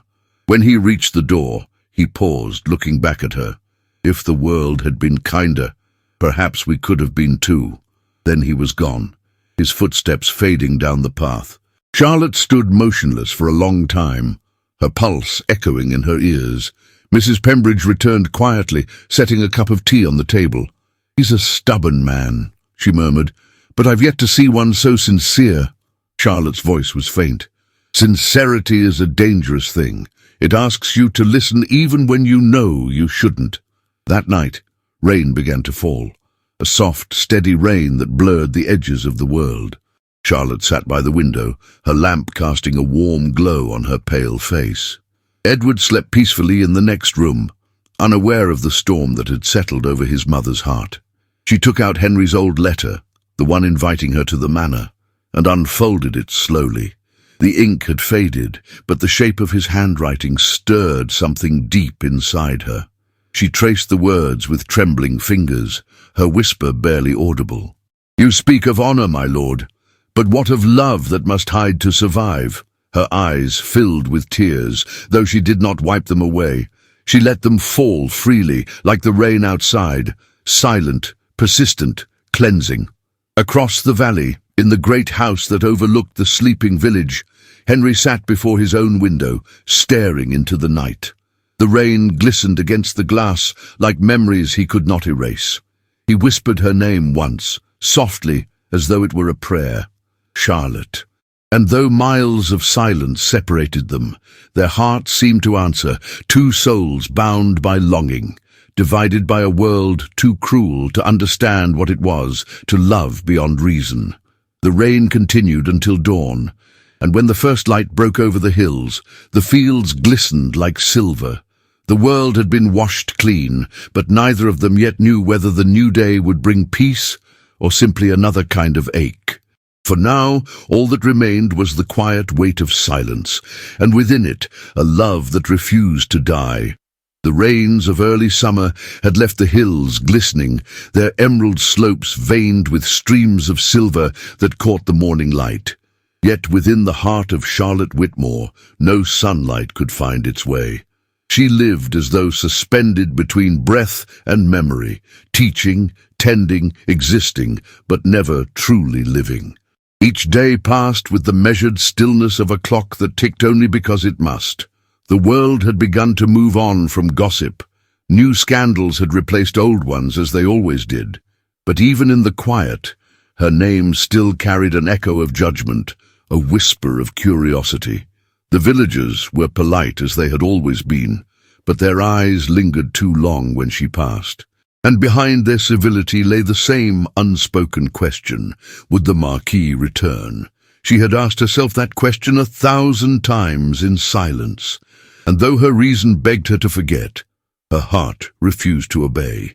In the deepest part of night, when Edward slept and the house was hushed, she still saw Henry Ashcombe as she had last seen him, his eyes dark with longing, his voice trembling with words he had no right to say. Weeks had passed since their last meeting. The distance between them had become a chasm she could neither cross nor close. Yet one late afternoon, as she gathered her things at the end of a long day, a knock echoed at the door of the schoolhouse, sharp, decisive, unfamiliar. When she opened it, she found a young man standing there dressed in the livery of Waverley Manor. "Mrs. Whitmore?" he asked, his cap in hand. "Yes," she said cautiously. The boy bowed. "His lordship requests your presence at the manor this evening." "It is of urgent importance." Charlotte's heart gave a single painful throb. "Did he say why?" The servant hesitated. "No, ma'am. Only that it concerned a matter he cannot entrust to anyone else." She stood motionless for a long moment. The instinct to refuse rose quickly. Pride, fear, all the reasons she had built like walls around her heart. And yet, beneath them all, another voice spoke softly. It was the same voice that had drawn her through the snow months ago, the same that had whispered her name in dreams she could not banish. "Tell his lordship I will come," she said finally. By the time she arrived at Waverley Manor, twilight had descended, casting long shadows across the great estate. The house loomed in the fading light, its windows glowing faintly, its stone walls wet from the earlier rain. The sound of her footsteps on the gravel echoed like distant thunder. Inside, the hall was quiet. A fire burned low in the library hearth, filling the air with the faint scent of cedarwood and smoke. Henry stood before it, hands clasped behind his back, his gaze fixed on the flames. When he turned, Charlotte felt her breath catch. He looked changed, not merely weary, but haunted. His face, once so calm in its restraint, now carried the mark of sleepless nights and heavy burdens. Yet when his eyes met hers, they softened instantly. "Charlotte," he said quietly. "My lord," she replied, her voice careful, steady. "Your message said it was urgent." "It is," he said, stepping closer, "and I beg your forgiveness for summoning you, knowing what it must cost your peace. But I had no choice." She hesitated. "Has something happened?" Henry exhaled slowly, his gaze dropping to the floor before returning to her. "I am to leave England. Temporarily, perhaps, but long enough that silence would be cruelty. Her heart seemed to stop. Leave? He nodded. My late wife's family has demanded settlement over certain lands. It is a matter of law and honor that cannot be handled by correspondence. I must go to France, perhaps for months. Charlotte's hand went to her throat, her voice breaking before she could steady it. And you wish to tell me this yourself? I could not bear for you to hear it from another, he said softly. Nor could I bear to leave without seeing you once more. The fire crackled between them, its glow painting the walls in gold and shadow. Charlotte turned slightly, unable to meet his gaze. You should not have sent for me. What we said last time should have been the end. I have lived each day since that night as though it were the end, Henry said, his voice trembling despite its quiet, and yet the end gives me no peace. I have tried to forget you, Charlotte, but forgetting you is like trying to forget one's own heart. She closed her eyes, the words cutting through her like a blade she could neither flee nor resist. You speak of what cannot be, she whispered, of what must not be. And yet, he said gently, here we are. He took a step forward. She did not move away. The firelight flickered across his face, catching the glint of moisture in his eyes. Tell me, Charlotte, he murmured, have you not thought of me at all? Her lips parted, but no sound came. Every word she could have spoken would have been a lie. Henry reached out, his hand stopping just short of hers. If you say you feel nothing, he said, I will believe you. I will go to France and I will not look back. But if you feel even a fraction of what I do, say so, and I will live on that truth. Charlotte's throat tightened. She could feel the pull of him, the warmth of his nearness, the steadiness of his voice, the storm that gathered behind his calm. You have no right to ask me that, she whispered. No, he said softly, I have only the heart of a man who loves you and cannot undo it. Her composure shattered. Love, she repeated, her voice trembling. Do you know what that word would cost me? My name, my home, my son's future? He stepped closer, his voice barely above a breath. And yet you still came when I called. Charlotte's tears spilled freely now, bright against the dim light. Because I am weak, she said. Because I thought I could face you one last time and leave unbroken. Henry's hand trembled at his side. Then tell me how to let you go. Tell me how to forget the sound of your laughter, the way your eyes find the light even in sorrow. Tell me how to unlearn what it means to need you. She shook her head helplessly. There is no way. Silence filled the room. The fire crackled softly, and outside the wind rose like a sigh through the trees. When he spoke again, his voice was low and reverent. Then if there is no way, let this be what it must. Truth spoken in the dark before the world tears it apart. Before she could protest, Henry took her hand in his touch light but unyielding. Charlotte did not pull away. The warmth of his palm against hers was enough to undo months of restraint. Her breath trembled as she looked up at him. Charlotte, he said, his voice breaking with emotion. If I could have been any man but the one I am, I would have asked you to share your life with me. But I know the cruelty of our stations, and I will not drag you through it.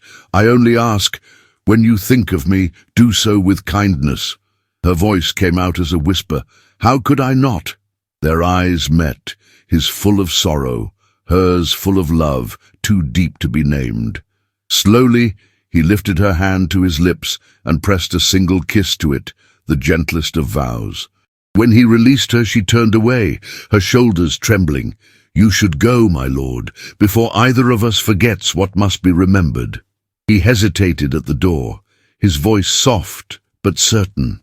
There are truths the world can silence, Charlotte, but love is not one of them. I will carry you with me wherever I go. She did not look back. And I will pray for your safe return, she said, her voice barely steady. He left without another word. The sound of the door closing seemed to echo forever. Charlotte stood alone, in the flickering firelight, her tears falling freely now. She touched her lips where his kiss had brushed her hand, feeling the warmth fade slowly, like the last light of a sunset she would never see again. Outside, the storm that had been gathering finally broke. Rain lashed against the windows, and thunder rolled across the valley. She sank to her knees before the fire, her heart shattering and yet still beating, stubbornly alive. Across the hills, Henry rode through the tempest, his cloak soaked, his face turned toward the wind. Each drop of rain felt like the echo of her tears, each gust of wind like the echo of her voice.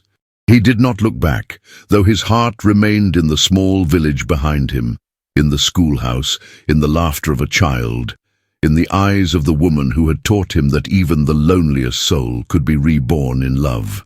And though the storm raged across the land, neither of them knew that it was not the end, but the moment before everything would change.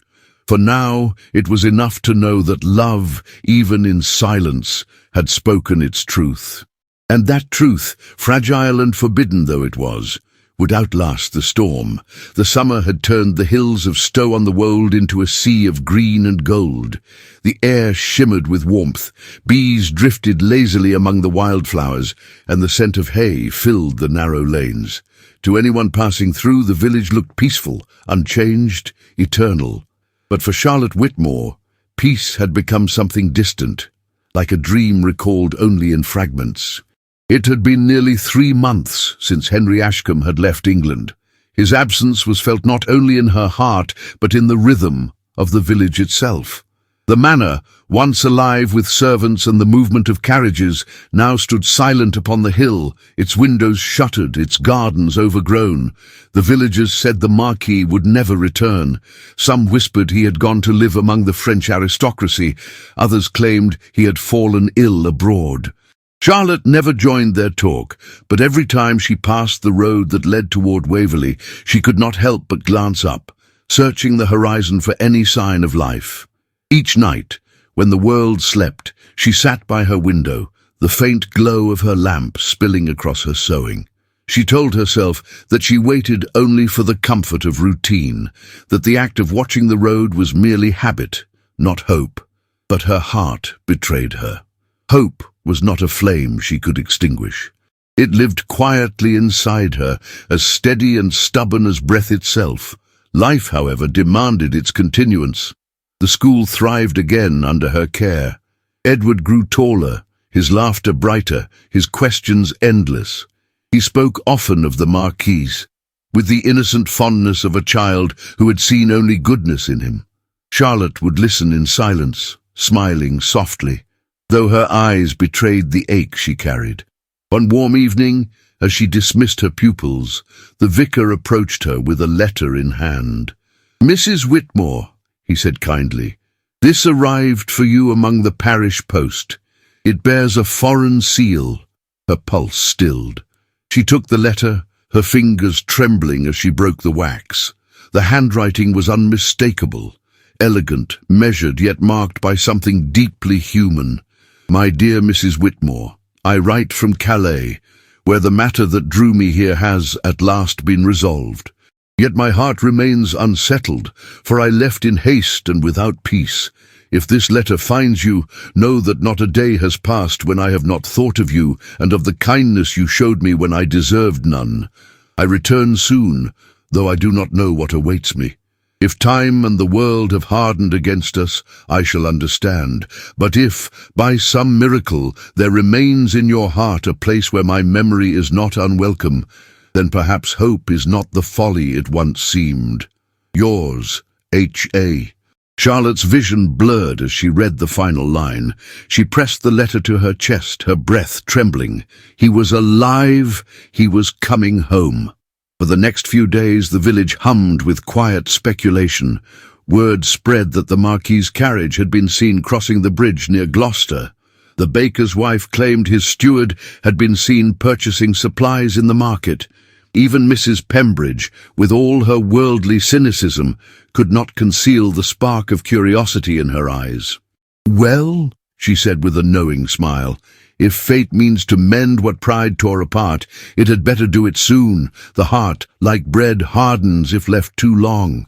Charlotte laughed softly at that, though her heart raced each time the wind carried the sound of distant wheels.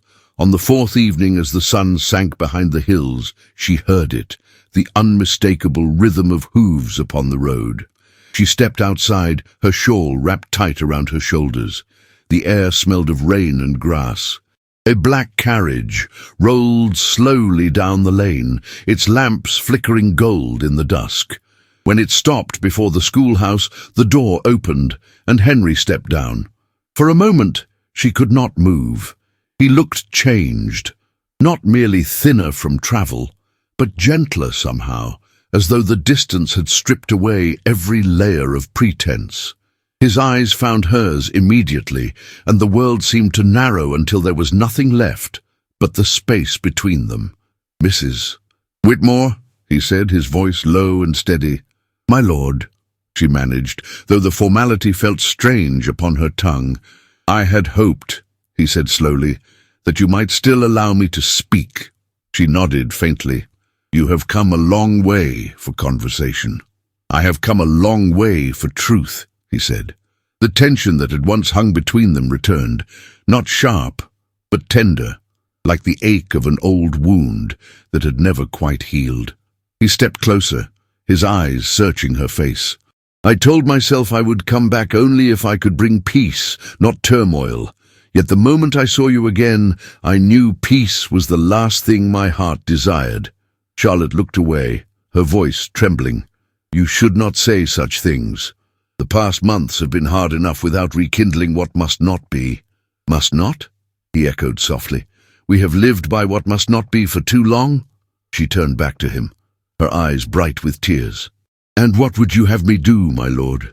Forget that the world divides us. Pretend the rules that govern it do not exist." He took another step, his voice barely more than a whisper. "I would have you remember only what is true." "And what is that?" "That love is not a crime," he said. The word hung in the air between them, raw, forbidden, undeniable. For a long moment, neither spoke. The evening wind stirred her shawl, carrying the faint scent of lilacs from the garden. Charlotte drew a slow, trembling breath. "You speak of love as though it could shield us from consequence." Henry's gaze softened. "No, I speak of love as something worth bearing consequence for." Her tears fell then, silently, as she shook her head. "You do not understand what you ask of me." "I do," he said quietly. "That is why I will ask it, only once more, not as a marquis, not as a man seeking absolution, but as one who has lived in darkness and found light in you." The world around them seemed to fade, the bird-song, the murmuring wind, even the dying light of the sun. Charlotte's heart pounded, every breath shallow and uncertain. "Henry," she whispered, for the first time daring to say his name aloud again. At that sound, something in him broke. He stepped closer, so near she could feel the warmth of his breath. "Say it again," he murmured. Her voice faltered. "Henry." He closed his eyes, the pain and beauty of the moment written across his face. "If I die tomorrow," he said, "that word alone will have made my life worth the living." Charlotte's hand trembled as she lifted it to his chest, feeling the steady thrum of his heart. "You have no right to speak such words." "And yet," he whispered, covering her hand with his, "I cannot stop." The tension between them felt alive, electric, sacred. Their eyes met, and for an instant the world stilled. It was not a kiss that passed between them, nor an embrace, but something deeper, a silent surrender, a confession made in the space of a heartbeat. When she finally stepped back, her tears had softened into something like peace. "You must promise me," she said quietly, "that whatever comes next, you will live without regret." He smiled faintly. "Regret is for those who never dared to love." She laughed through her tears. "You've learned to speak like a poet." "Only because you taught me what poetry is," he said. They stood together until the last light faded, until the stars began to bloom across the velvet sky. The silence between them was no longer heavy. It was full, like the quiet after a storm. At last, Henry spoke again. I am returning to Waverley. The house needs care again, life again. The village, too, needs rebuilding. The roofs, the school, the children's books. I would have you help me, if you will." Charlotte looked up at him, surprise flickering across her face. "Help you?" "As the steward of the parish's education," he said gently. "You belong among the people you've given so much to. If you will accept it, I will see to it that your work continues with every resource I can offer." Her lips parted in disbelief. "You would do that?" He smiled softly. "You once told me that kindness should not be measured by the eyes of others. I mean to prove you right." The emotion in her chest swelled until it felt too large to contain. "You always find a way to make me believe again," she said. He looked at her with quiet reverence. "And you always find a way to make me worthy of believing." The church bell tolled in the distance, marking the hour. They turned toward the sound together, the golden light of the lanterns painting their faces. As they stood there side by side, the world seemed to breathe again, the air cool and sweet, the night alive with possibility. Charlotte realized then that love, true love, was not measured by possession or defiance, but by the courage to see one another clearly, even when the world turned away. Henry reached for her hand once more, not to claim it, but to hold it, gently, openly, as though the gesture itself were enough. "Whatever comes," he said softly, "you will never walk this path alone." Charlotte's fingers tightened around his. "Nor you, my lord." Above them, the stars blazed brighter than they had in months, their light spilling over the quiet village below. The shadows that had haunted them were gone now, replaced by something enduring, something unspoken yet eternal, and though the night was long, dawn would come, bright and golden as it always did, revealing not the end of their story, but the beginning of everything they had once believed impossible. 8 years had passed since that summer evening, when Charlotte Whitmore and Henry Ashcombe had stood beneath the fading light of the village sky, their hands joined in quiet defiance of a world that once sought to keep them apart. Time, that relentless sculptor, had softened the sharp edges of scandal and turned what was once whispered judgment into gentle remembrance. Stow-on-the-Wold had changed.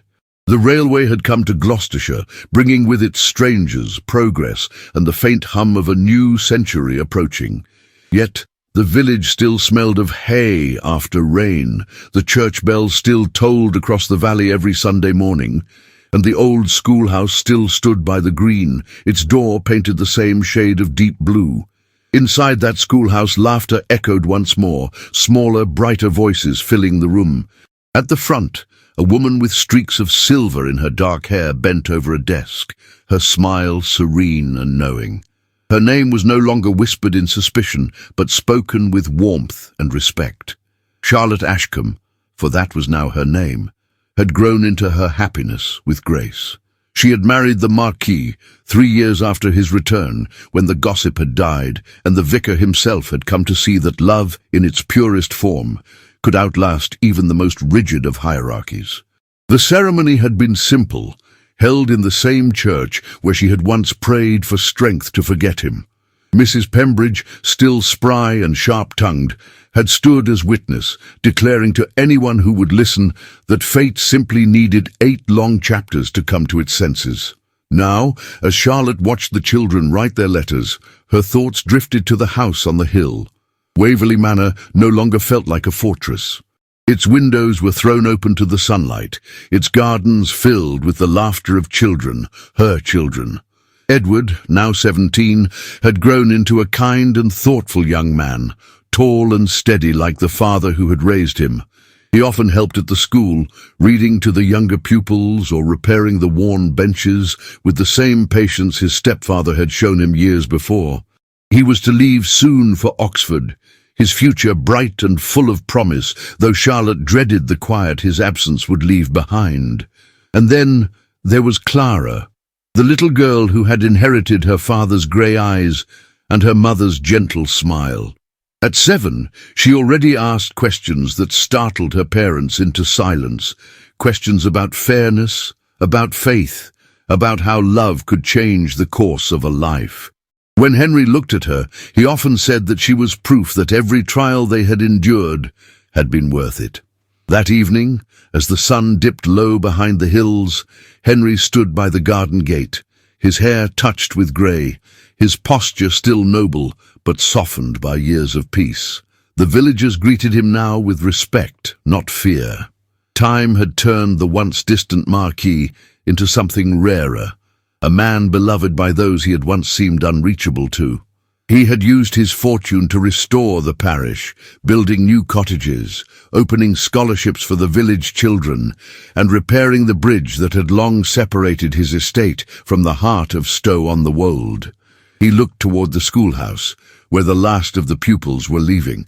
When Charlotte stepped out carrying her shawl, his smile deepened in that quiet, familiar way that still made her heart quicken. "Another long day?" he asked as she approached. "A good one," she said softly. "They're learning faster every year." He brushed a loose strand of hair from her face, his touch gentle.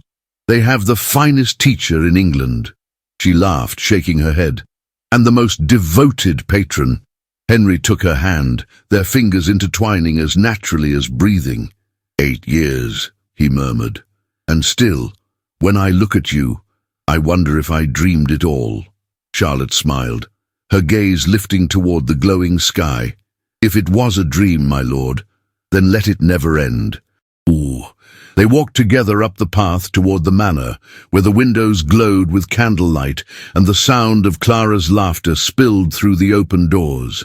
The air was thick with the scent of roses, the same kind Henry had once planted for her on their wedding day, the same that now climbed the old stone walls as if to hold the house together.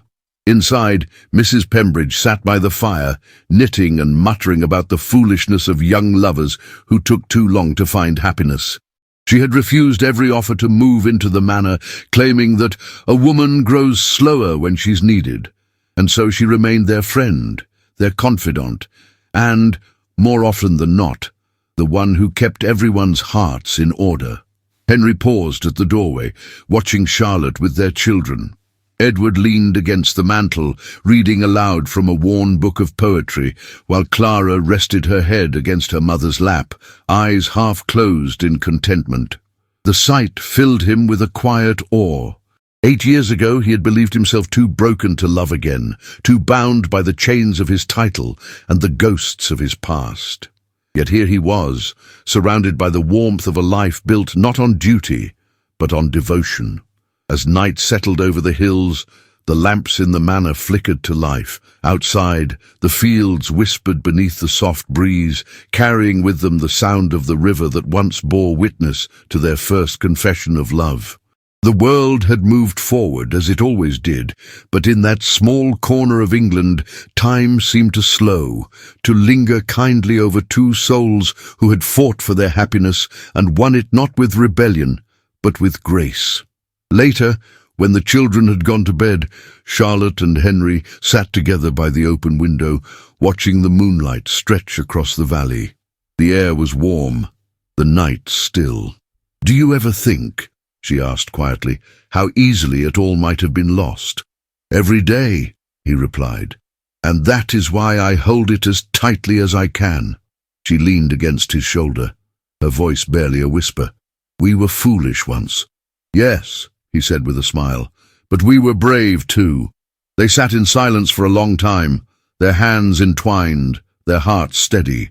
Beyond the window, the faint toll of the church bell drifted through the night, the same bell that had once marked their pain, now marking their peace. As the candles burned low, Henry turned to her, his voice soft as the evening breeze. "You once said hope makes a fool of us. Do you still believe it?" Charlotte lifted her gaze to his. "No," she said, her eyes shining with quiet certainty. "Hope made us whole." He smiled, pressing his lips to her forehead. "Then may it never leave us." Outside, the first fireflies danced above the fields, their light flickering gently like blessings cast upon the world. The moon rose higher, casting its glow over the manor, over the schoolhouse, over the village that had once doubted and now adored. And as the night deepened, one could almost believe that love, patient, steadfast, and born of courage, had finally found its place not just in the hearts of two people, but in the very soil of Stow-on-the-Wold itself. For though the years would come and go, and though seasons would fade, the story of the Marquis and the schoolteacher would remain, whispered by the wind across the hills, told beside the hearth on winter nights. A tale of love that had defied its time, endured its trials, and in the end stood forever in the golden light of an English summer. Every story leaves a mark, but some settle deep within the heart, quietly, tenderly, like the echo of a promise kept. Charlotte and Henry's journey reminds us that love, when it is true, does not demand perfection. It demands courage. Courage to stand against silence, to forgive the past, and to believe in the light even when the world insists on shadow. Their love was not born of grand gestures, but of persistence. It was shaped by patience, by sacrifice, and by the unspoken faith that two souls, no matter how far apart, can find their way back to each other when their hearts are steady enough to wait. Perhaps that is the lesson we are meant to carry from this village story, that the quietest forms of love are often the strongest, and that hope, though fragile, can outlast time itself. If this story touched you, if you felt the ache, the longing, the triumph of love that refuses to fade, tell me in the comments what it meant to you. I would love to know your thoughts, your feelings, your reflections. And to know who truly stayed until the end, write the word hope in the comments below. Because hope is what carried them through, and what continues to carry us all. If you wish to help keep stories like this alive, you can send a super thanks here on YouTube. Any amount, no matter how small, means more than you can imagine. It helps us continue bringing you these timeless tales of love, courage, and second chances. And if supporting that way isn't possible right now, you can still help simply by sharing this story with a friend or loved one, someone who believes, like Charlotte and Henry, that love can heal even the deepest wounds. Thank you for being here, for feeling, for dreaming with us. Don't forget to explore the other stories waiting for you in the cards above, each one filled with its own kind of magic, heartbreak, and redemption. May you carry a little of their light with you tonight. And remember, sometimes the greatest love stories begin not in grandeur, but in the quiet strength of those who dare to believe again.